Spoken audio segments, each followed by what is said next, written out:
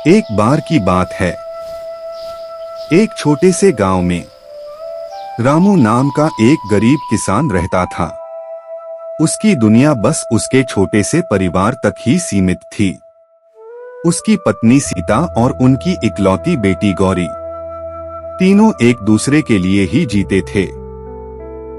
रामू दिन रात खेत में मेहनत करता, लेकिन उसकी मेहनत का फल इतना नहीं होता था भूख लगी है, खाना कि वह दो। आराम से गुजारा कर सके। खाना है ही नहीं। फिर भी उसने अपनी बेटी गौरी को बहुत प्यार से पापा, पाला फिर था। से खेलो। ठीक है मेरी बेटी, देखो मैं जीत रहा हूँ। अब गौरी बड़ी हो चुकी थी और उसकी शादी की उम्र आ गई थी। पास ही के गांव में एक अच्छा सा लड़का भी मिल गया था, लेकिन शादी के लिए पैसे की बहुत जरूरत थी। कपड़े, गहने, खाना और बाकी रस्में। रामू और सीता रात भर बैठकर चिंता करते। एक दिन सीता ने धीरे से कहा, गौरी की शादी करनी है, लेकिन हमारे पास तो कुछ भी नहीं है। रामू ने गहरी सांस ली और बोला, मैं साहूकार से बात करता हूँ।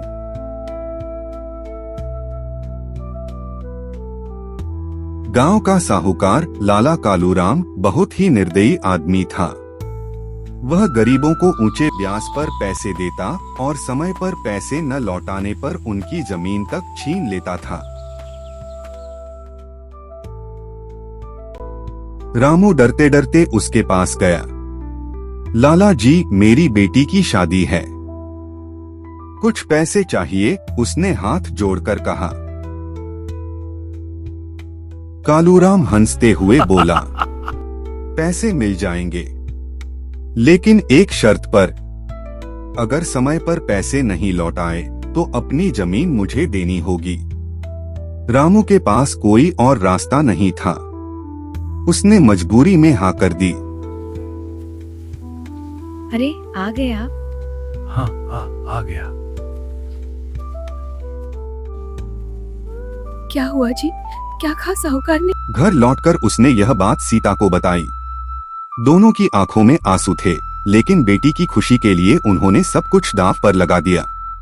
उसी गांव में रामू का एक सच्चा दोस्त भी रहता था, जिसका नाम था श्याम। वह मिलने आया तो उसने रामू को उदास देखा तो पूछा, क्या बात है दोस्त? रामू ने सारी कहानी सुना दी। श्याम कुछ देर चुप रहा, फिर बोला, तू चिंता मत कर, हम मिलकर कुछ करेंगे। श्याम ने गांव के लोगों से बात की।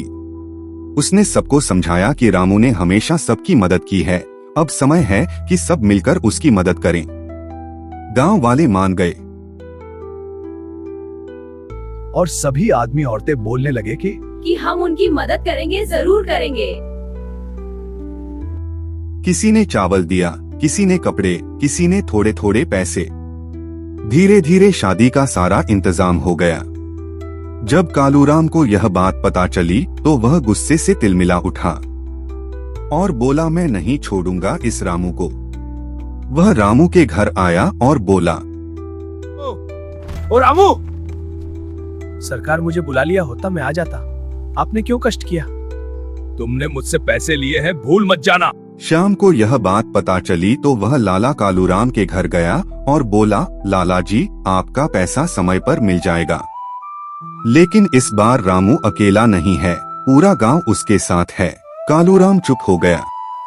पहली बार उसे एहसास हुआ कि इंसानियत और एकता के सामने उसका लालच छोटा है। 4-5 दिन गुजरे और गौरी की शादी का दिन नजदीक आ गया। तो शादी का मुहूर्त कब है? सब तैयारी हो गई क्या? हाँ, पंडित जी ने तारीख बता दी है, बस छोटे मोटे काम बाकी हैं। अच्छा हुआ, मैं सोच रहा था कि बारात के लिए कुछ और बैंड वाले बुला ले।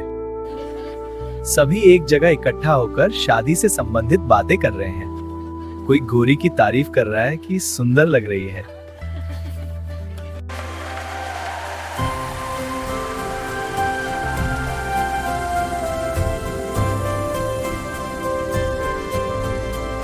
की शादी बहुत ही सादगी लेकिन खुशी के साथ संपन्न हुई। रामू की आंखों में खुशी के आंसू थे। उस दिन रामू ने सीखा कि गरीबी से बड़ी ताकत होती है दोस्ती, विश्वास और एकता। और गौरी अपने नए जीवन की शुरुआत करते हुए हमेशा अपने माता पिता और उस सच्चे दोस्त श्याम से प्रेरित हुई, जिसने उनके सबसे कठिन समय में साथ दिया।